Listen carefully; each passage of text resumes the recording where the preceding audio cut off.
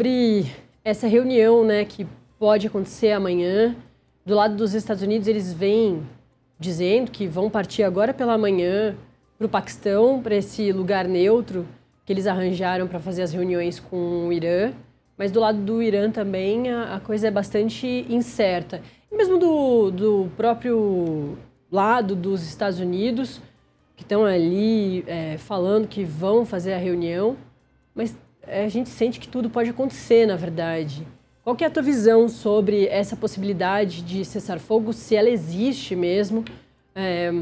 A gente vê que teve um trabalho ali forte em relação a Israel e Líbano, que estava emperrando bastante a coisa toda do cessar-fogo, porque Estados Unidos e Israel, a gente já conversou sobre isso aqui, né, professor, lá no Acorda Metrópolis, durante as manhãs aqui, bem cedinho, mas que Israel e Estados Unidos entram juntos na guerra, mas para sair talvez tivessem que ou também se unirem ou cada um sair em uma hora desse conflito por causa das motivações para se entrar nessa guerra muito diferentes, né, professor?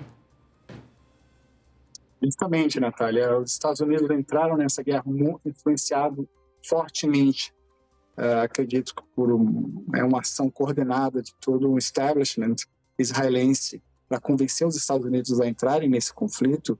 De novo, não havia e não existia até o momento nenhum perigo, uma ameaça existencial aos Estados Unidos geograficamente, distante desse conflito. E agora, os atores, Israel tem um objetivo distinto, que é eliminar a capacidade do Hamas de atuar no sul do Líbano e para além de suas fronteiras, mitigando a capacidade do Hamas de atingir o território israelense. Os aliados no Golfo Pérsico, os aliados dos Estados Unidos, a maior preocupação é deter a capacidade dos mísseis ou a capacidade bélica do Irã em atingir o território desses países aliados no Golfo. E hoje, os Estados Unidos, a sua maior preocupação é justamente retornar, né, a um período anterior a esse conflito em que se podia navegar livremente. Então, acredito, novamente, que o Irã esteja numa situação negociadora um pouco mais vantajosa do ponto de vista de impor aos Estados Unidos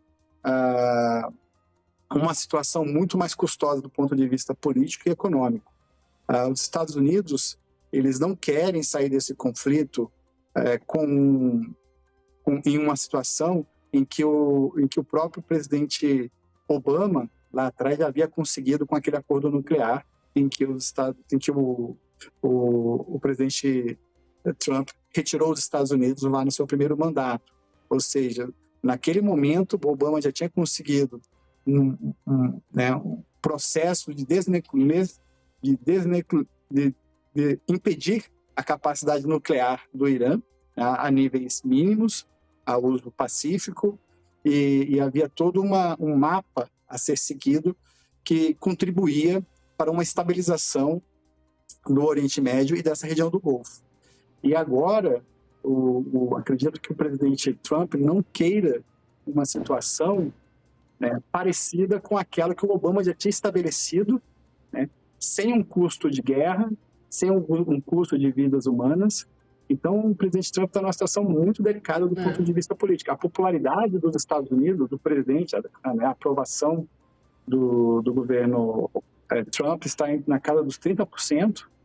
Isso é muito baixo, uma popularidade declinante e com a proximidade dessas eleições de meio de mandato. Então, de novo, o Irã está numa condição melhor.